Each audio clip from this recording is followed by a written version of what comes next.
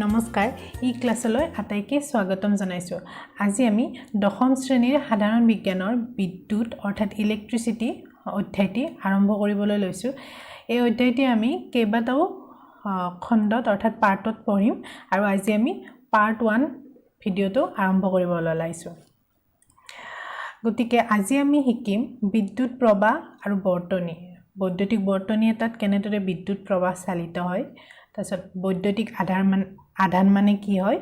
বৈদ্যুতিক প্ৰবাহ বৈদ্যুতিক আধান আৰু সময়ৰ মাজত গাণিতিক সম্পৰ্ক কি এইখিনি হ'ব আমাৰ আজি মূলত শিকিবলগীয়া বস্তু গতিকে আমি প্ৰথমতে আমি বুজিম বৈদ্যুতিক বৰ্তনী বুলিলে কি বুজায় প্ৰথমতে আমি এটা সাধাৰণ উদাহৰণেৰে বুজিম আমাৰ ঘৰত আটাইৰে ঘৰত টৰ্চ আছে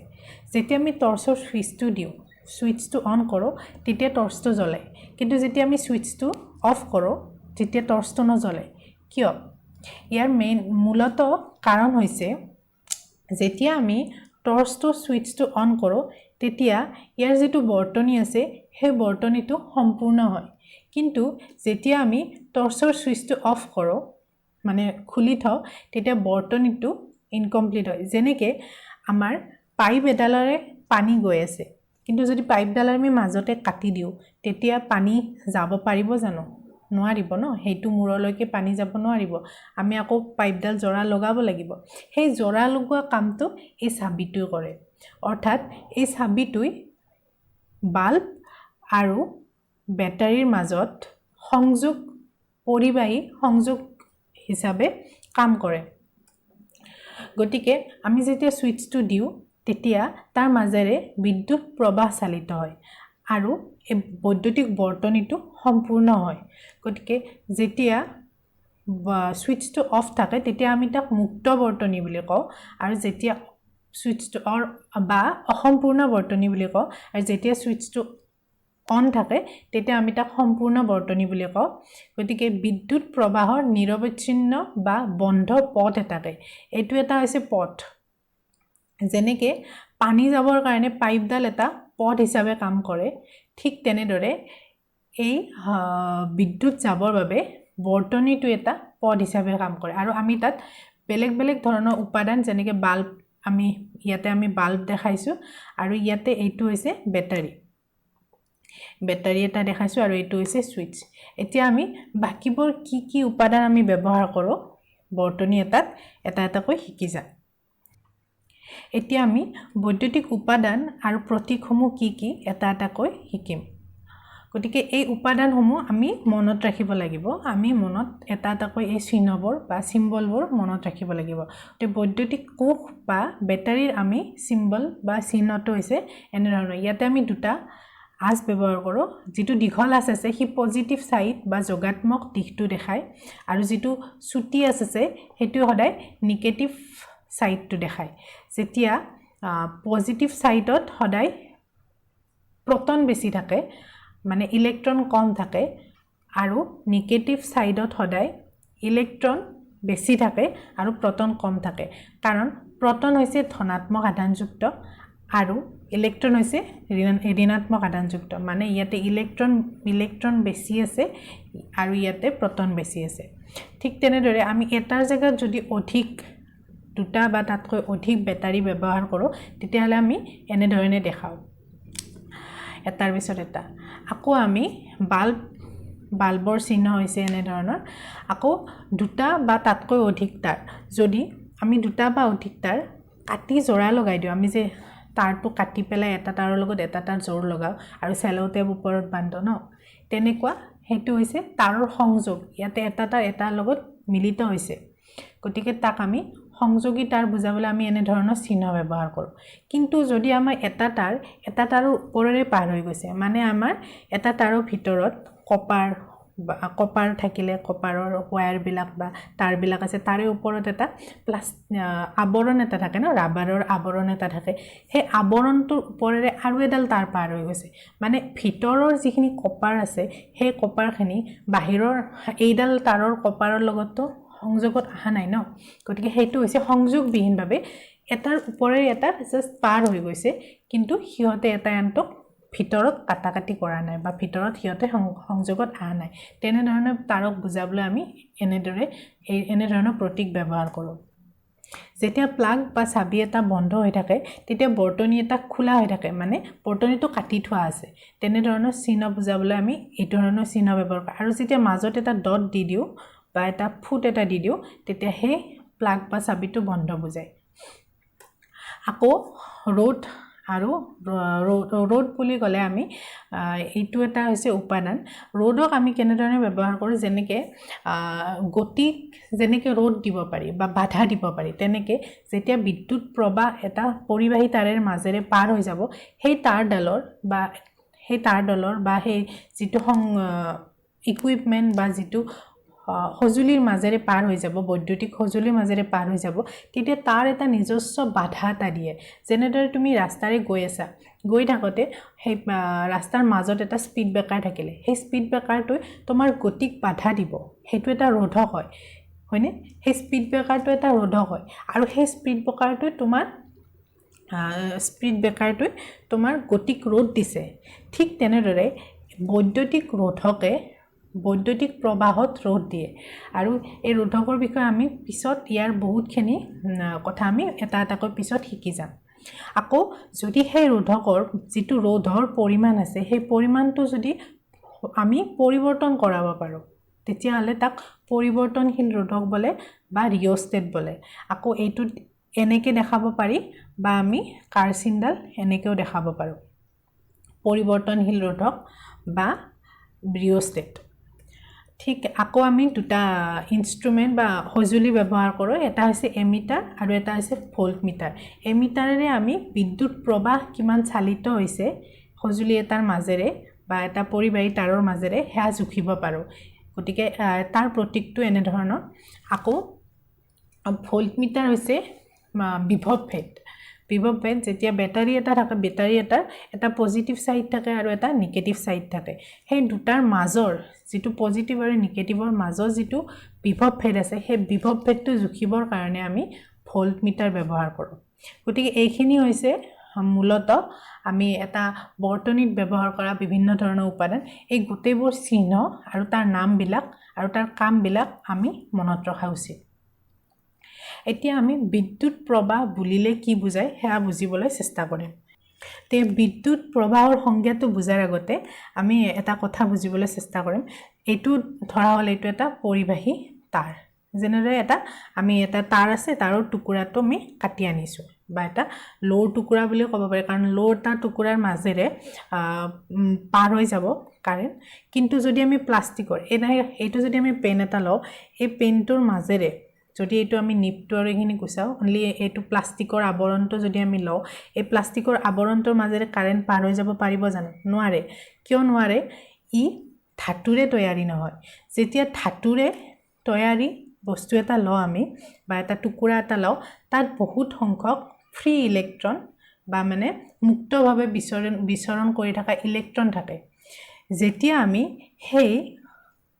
পৰিবাহীটো ধৰা হ'ল এইটো এটা পৰিবাহী টুকুৰা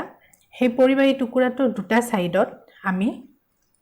বেটাৰী এটা সংযোগ কৰোঁ তেতিয়া কি হয় এই বেটাৰীটোৰ এটা ছাইডত পজিটিভ হয় এটা ছাইডত নিগেটিভ হয় গতিকে ইয়াতে বহুত সংখ্যক এনেকৈ ধৰিম যে ইয়াতে বহুত বেছি সংখ্যক প্ৰটন আছে আৰু ইয়াতে বহুত বেছি সংখ্যক ইলেক্ট্ৰন আছে আৰু আমি এটা বস্তু সদায় জানো যে সদায় বস্তু এটা সদায় নিউট্ৰেল ষ্টেটত বা উদাসীন ষ্টেটত থাকে উদাসীন অৱস্থাত থাকিব বিচাৰে গতিকে যিবিলাক ইয়াতে প্ৰটন আছে সি কি বিচাৰিব যে মই উদাসীন অৱস্থাত যাওঁ গতিকে সি পজিটিভত আছে তাক কি লাগিব নিগেটিভ লাগিব ঠিক তেনেদৰে যিবিলাক ইলেক্ট্ৰন আছে সিও বিচাৰিব উদাসীন বা নিউট্ৰেল ষ্টেটত যাবলৈ গতিকে সিও কি কৰিব পজিটিভ বিচাৰিব গতিকে কি হ'ব ইয়াৰ পৰা পজিটিভবিলাক মানে প্ৰটনবিলাক এইটো ছাইডত যাবলৈ আৰম্ভ কৰিব আৰু পথটো হৈছে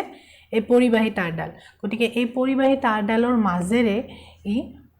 ইলেক্ট্ৰনৰ ছাইডত বা নিগেটিভ ছাইডত যাবলৈ আৰম্ভ কৰিব ঠিক তেনেদৰে এই ইলেক্ট্ৰনবিলাক এনেদৰে গতি কৰিব আৰম্ভ কৰিব তেতিয়া এই পৰিবাহী তাঁৰৰ যিবিলাক ইলেক্ট্ৰন আছে সিহঁতে এইটো ছাইডলৈকে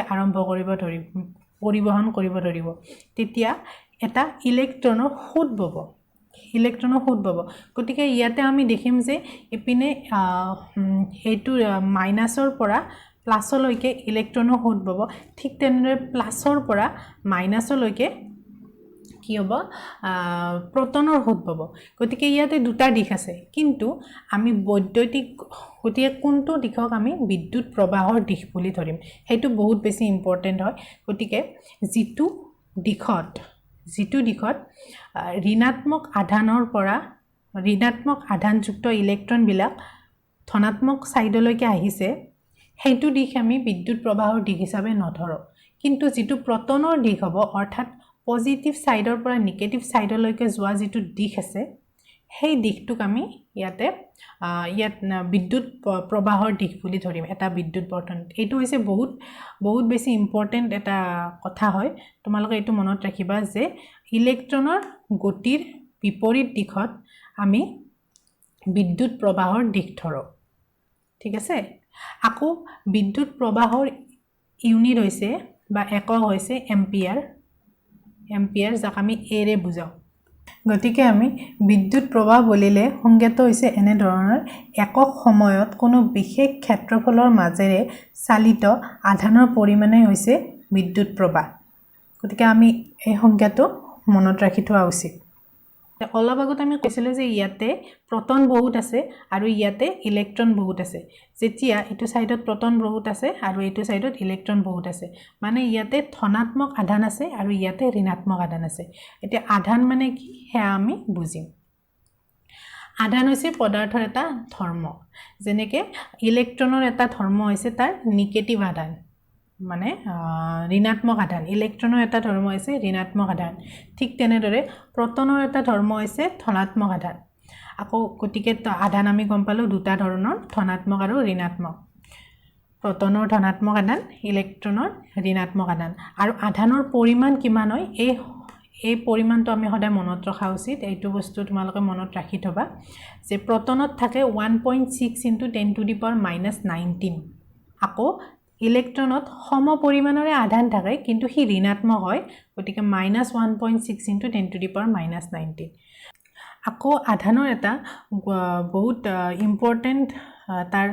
বৈশিষ্ট্য হৈছে যে সদায় একে ধৰণৰ আধানৰ মাজত বিকৰ্ষণ হয় যেনেকে ইলেক্ট্ৰন আৰু ইলেক্ট্ৰনৰ মাজত সদায় বিকৰ্ষণ হ'ব কিন্তু বিপৰীত ধৰণৰ আধানৰ মাজত সদায় আকৰ্ষণ অনুভৱ হয় যেনেকে ইলেক্ট্ৰন আৰু প্ৰটনৰ মাজত সদায় আকৰ্ষণ অনুভৱ হ'ব সেই কাৰণে যেতিয়া আমি এটা বেটাৰী লৈছিলো এনেকে যে এইটো সাইড আছিল পজিটিভ এইটো সাইড আছিল নেগেটিভ ইয়াতে থকা ইলেক্ট্ৰনবোৰ সদায় এইটো সাইডলৈকে আহিব বিচাৰিব কাৰণ ইয়াতে আছে প্ৰটন ধনাত্মক আধান বিপৰীত আধান গতিকে ই কি কৰিব ইলেক্ট্ৰনক নিজৰ ফালে টানিব ঠিক তেনেদৰে ইলেক্ট্ৰনে প্ৰটনক নিজৰ ফালে টানিব গতিকে যেতিয়াই পথটো সম্পূৰ্ণ হৈ যায় তাৰ মাজেৰে কাৰেন্ট বা বিদ্যুৎ প্ৰবাহ চালিত হ'বলৈ আৰম্ভ কৰে আকৌ আমি এখিনিতে মনত ৰাখিব লাগিব যে আধানৰ এসআই ইউনিট হৈছে কুলম আৰু 1 কুলমৰ সংজ্ঞা বুলি যদি আমি হুদে তেতিয়া হলে 1 কুলম হৈছে 6 * 10⁻18 টা ইলেক্ট্ৰনত থকা আধানৰ পৰিমাণৰ সমান মানে এটা ইলেক্ট্ৰনত আমি গম পালো যে -1.6 * 10⁻⁻19 সৰি হেতু 10⁻⁻19 1 কুলম হৈছে 6 * 10⁻⁻18 টা ইলেক্ট্ৰনত থকা আধানৰ পৰিমাণ আকৌ এটা ইলেক্ট্ৰনত কিমান থাকে -1.6 * 10⁻⁻19 গতিকে তাক আমি কি কৰিব লাগিব 6 * 10⁻18 টা 18 এৰে আমি পূৰণ কৰিব লাগিব তেতিয়া আমি 1 কুলমত কিমান পৰিমাণৰ আধান থাকে আমি তাৰ পৰিমাণটো পাম গতিকে আমি 1 কুলম মানে কিমান বুজায় এই সংজ্ঞাটো আমি মনত ৰাখা উচিত এতিয়া আমি বিদ্যুৎ প্ৰবাহ বুলিলে কি বুজায় বুজিবলৈ আমি চেষ্টা কৰিম যে এটা আমি উদাহৰণ লৈছো ধৰা হল এইটো এটা পৰিবাহী টুকুৰা এটা গতিকে এই টুকুৰাটো যদি আমি এইখিনি চাও মানে আমি যদি এনেকে কাটি দিও তেতিয়ালে এইটো যেটো সাইড হ'ব তাক আমি কি বুলি কম প্ৰস্থচ্ছেদ বা ক্ৰস সেকশন বুলি কম এটো ক্ৰছ সেকশন বুলি কম গটিকে দীঘলীয়া পৰিবাহী এডাল কাটিলে আমি যি পৃষ্ঠটো পাও হেতু হৈছে প্ৰস্থছেদ গটিকে আমি ধৰিলো যে এডাল পৰিবাহী তাৰ মাজেৰে কিউ পৰিমাণৰ আধান ধৰিলো যে কিউ পৰিমাণৰ আধান পাৰ হৈ গৈ আছে আৰু টি সময়ত মানে ধৰিলো 5 মিনিট 10 মিনিট সময়লৈকে পাৰ হৈছে হেতু টি সময় টিৰে বুজাইছো আকৌ কিউ পৰিমাণৰ আধান পাৰ হৈছে তেতিয়া কি হ'ব তাৰ মাজেৰে যদি কিমান পৰিমাণৰ কাৰেন্ট পাৰ হোৱা বুলি কয় তেতিয়া হ'ব সেই কাৰেন্টৰ পৰিমাণ হ'ব q/t ইয়াতে আমি কাৰেন্টক i ৰে বুজাইছো গতিকে i = q/t এই সংজ্ঞাটো আমি মনত ৰখা উচিত এতিয়া আমি আকৌ বুজিম 1 এম্পিয়াৰ বুলিলে কি বুজায় গতিকে 1 এম্পিয়াৰ বুলিলে যদি আমি 1 কুলম আধান 1 সেকেন্ডৰ বাবে এটা প্ৰস্থছেদৰ মাজেৰে পাৰ হ'ব দিও 1 কুলম পৰিমাণৰ আধান যদি 1 সেকেন্ডৰ বাবে এটা পৰিবাহীৰ প্ৰস্থছেদৰ মাজেৰে পাৰ হ'ব দিও তেতিয়া হলে আমি কম যে সেই পৰিবাহীডালৰ মাজেৰে 1 এম্পিয়াৰ বিদ্যুৎ প্ৰবাহ চালিত হৈছে গতিকে 1 সেকেন্ডত 1 কুলম আধানৰ প্ৰবাহক 1 সেকেন্ডত 1 কুলম আধানৰ প্ৰবাহক আমি 1 এম্পিয়াৰ বুলি কওঁ গতিকে আজিলৈ ইমানে আৰু আমি ইয়াৰ পিছৰ ভিডিঅত বাকি অংশ শিকিম যদি তোমালোকৰ ভিডিঅটো ভাল লাগিছে লাইক কৰিবা ফ্ৰেণ্ডৰ মাজত শেয়াৰ কৰিবা আৰু আকৌ এনেকুৱা ভিডিঅ ভৱিষ্যতে পাই থাকিবৰ বাবে চেনেলটো সাবস্ক্ৰাইব কৰি থবা আৰু তোমালোকৰ যদি কিবা সুধিবলগীয়া থাকে তলত কমেন্ট সেকশনত জনাব পাৰিবা ধন্যবাদ